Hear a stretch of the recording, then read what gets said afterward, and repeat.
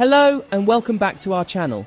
If you've ever dreamed of mastering game design, then today's video is going to reveal some priceless secrets that could revolutionize your approach.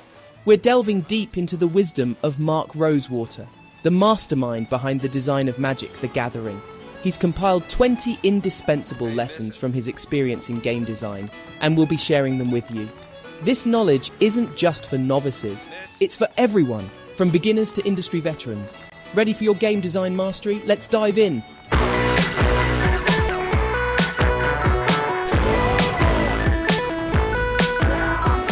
Lesson 1. Fighting human nature is a losing battle. Adapt your game to your players, not the other way around. This means that instead of trying to change people to fit your game, tailor your game to suit their tendencies and preferences. Humans are often set in their ways, and trying to force change is usually counterproductive. For example, consider the evolution of the popular game Fortnite. Initially, Fortnite was released as a Save the World mode, a cooperative tower defense style game where players built fortifications and defended them from creatures. However, the game didn't achieve widespread popularity until the release of its Battle Royale mode. This new mode was developed as a response to the rising popularity of Battle Royale games among players. Instead of insisting on their initial game mode and trying to change player preferences, Epic Games, the developer of Fortnite, adapted their game to match what players were showing they wanted. Lesson 2. Aesthetics matter. This can also be considered the science of beauty, which studies how humans perceive the world. Despite individual differences, there are universal elements that humans find pleasing, such as balance, symmetry, and pattern completion. If these are overlooked, players may struggle to focus on your game and won't feel at ease while playing. Lesson 3. Resonance is important. Players come preloaded with emotional responses to certain concepts. For example, many games use the concept of zombies, which players already have pre-existing emotional responses to.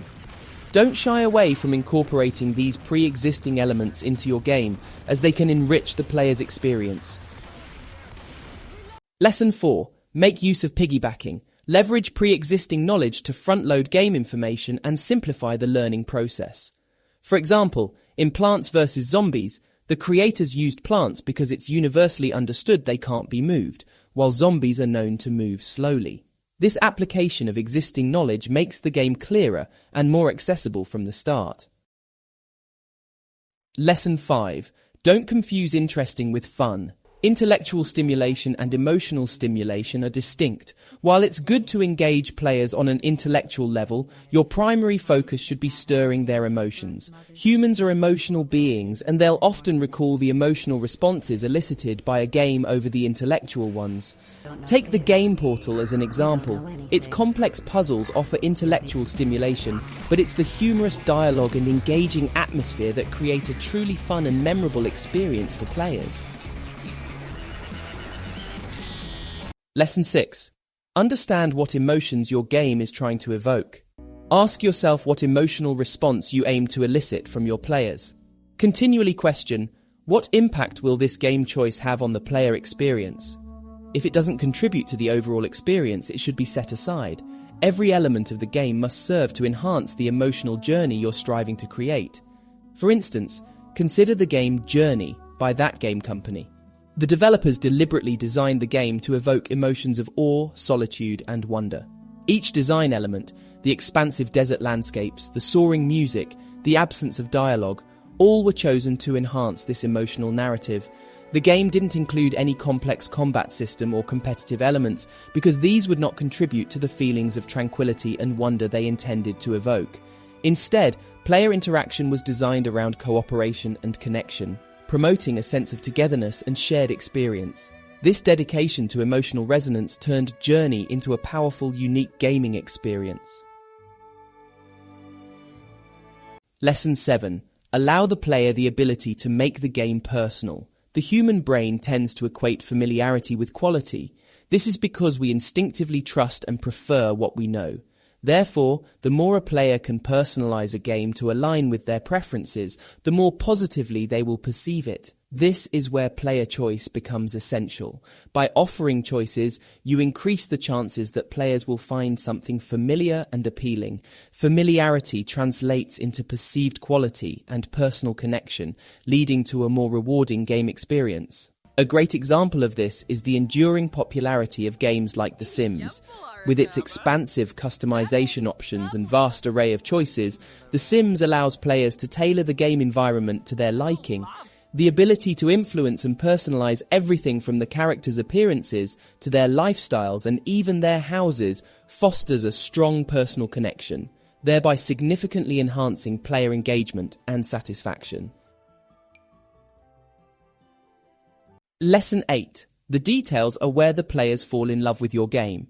As players navigate through the game, they're continually searching for elements to connect with, pieces of the game they can claim as theirs.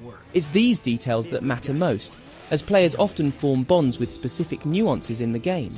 A single detail might only appeal to a niche audience, but for that audience, this detail could be the decisive factor that makes them fall in love with the game. Take the example of the Easter eggs in the Grand Theft Auto series. These are hidden, non-essential details scattered throughout the game that have no direct impact on the storyline or gameplay. They range from cultural references and hidden messages to unique objects and characters. For many players, the joy of discovering these Easter eggs provides a sense of personal connection to the game, and the thrill of finding these hidden gems often becomes a significant part of the game's appeal. Even though these details might seem trivial to some, for a dedicated subset of players, they elevate the gaming experience, fostering a deeper connection and love for the game. Lesson 9. Foster a sense of ownership among your players. To build a strong bond between players and your game, you need to give them the ability to create elements that are uniquely their own. To transition the game from being yours to theirs, customization is crucial. A prime example of this is Minecraft. This open-world game provides players with endless possibilities for creation and customization. Players can alter landscapes, construct buildings, and craft tools and items, enabling them to create a world that is truly their own. This sense of ownership is a major contributing factor to Minecraft's widespread popularity and enduring success. Players invest time and effort into their creations, and these personal projects foster a deep sense of connection to the game. By allowing players to shape their own experiences and surroundings, Minecraft has transformed from a game by its developers to a game for its players. Lesson 10. Leave room for the player to explore. Rather than always guiding players to the areas or items you want them to see, allow them the freedom to discover these elements on their own. When players uncover aspects of the game through their own exploration, they become more invested in the experience. A classic example of this is The Legend of Zelda: Breath of the Wild. This game is renowned for its open-world design, which encourages and rewards exploration. Players are not strictly guided from one objective to another. Instead, they're free to roam the vast world, stumble upon hidden treasures, secrets and side quests, and even discover alternative ways to progress the main storyline. This sense of unguided discovery cultivates a deeper connection between the player and the game world, enhancing the overall gaming experience. This freedom to explore has not only made Breath of the Wild one of the most beloved entries in the Zelda series, but also a benchmark for open-world game design.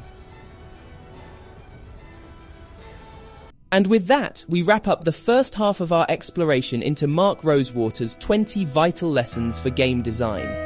We hope these insights have proven as enlightening to you as they have to us. If you found value in this video, please do give it a thumbs up, share it with your fellow game enthusiasts, and make sure to subscribe to our channel so you won't miss out on future content. Be sure to join us for the second part of this series, where we will continue to delve deeper into the art of game creation. Until next time.